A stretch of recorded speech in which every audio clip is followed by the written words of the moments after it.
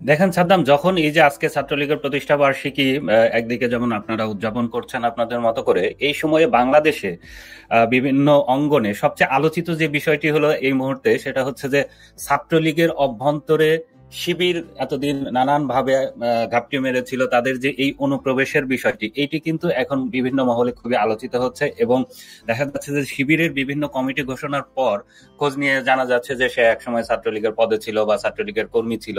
এই যে একটি বিষয়, এই বিষয়টিকে আপনারা আসলে মূল্যায়ন কিভাবে করেন, যে আসলে এটি কিভাবে ঘটলো, বা এটি আপনারা ঠেকাতে পারলেন না কেন? মানে এই বিষয় নিয়ে আপনাদের মূল্যায়ন কি এই মুহূর্তে? এটি নিয়ে আমাদের যে মূল্যায়ন রয়েছে সেটি কিন্তু আমরা বলেছি, আমাদের অবশ্যই কিছু সাংগঠনিক ব্যত্যয় তো রয়েছেই।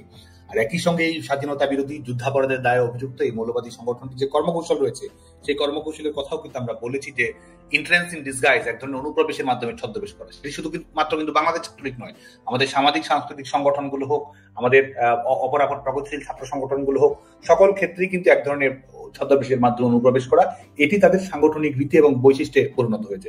বিশেষ করে তারা ভালো করেই জানে যে বাংলাদেশের জনগণ এবং শিক্ষার্থীরা এই সংগঠনটির ব্যাপারে ঐক্যবদ্ধ, এই সংগঠনটির বৈশিষ্ট্য সম্পর্কে বাংলাদেশের তরুণ প্রজন্ম ওয়াকিবহাল। সে কারণে কিন্তু তারা এই কৌশলটি গ্রহণ করে।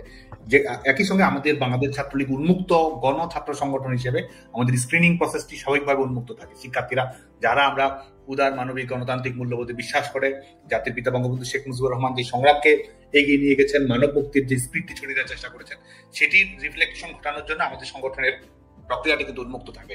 যে কারণে শিক্ষার্থীরা এখানে উন্মুক্ত হয়ে প্রবেশ করে।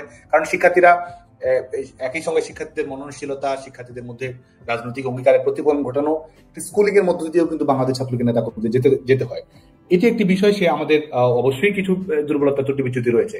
আরেকটি বিষয় হচ্ছে যে কিছু ক্ষেত্রে অভিযোগটি ঢালাও। কারণ আজকে যদি এই অনুপ্রবেশের বিশেষ করে একটি প্রেক্ষাপটে এই বিষয়টি বেশি করে আসছে, তো এটির কিন্তু সুনির্দিষ্ট কোনো পরিসংখ্যানও যদি আমি জানতে চাই যে আমাদের এই যে লাখ লাখ নেতাকর্মীর একটি সংগঠন, সেখানে এ ধরনের ঘটনা কয়টি ঘটেছে, সেটিরও সঠিক পরিসংখ্যান কিন্তু কারো কাছে নেই, যারা এই অভিযোগগুলো বেশি করে নিয়ে আসে। তারপরে আমরা এই অভিযোগটি আমলে নেই, এই অভিযোগটি আমলে নিয়েই আমাদের সাংগঠনিক কর্মপদ্ধতিতে কি ধরনের পরিবর্তন, নতুনত্ব, নবায়ন ঘটানোর প্রয়োজন, সেটি অবশ্যই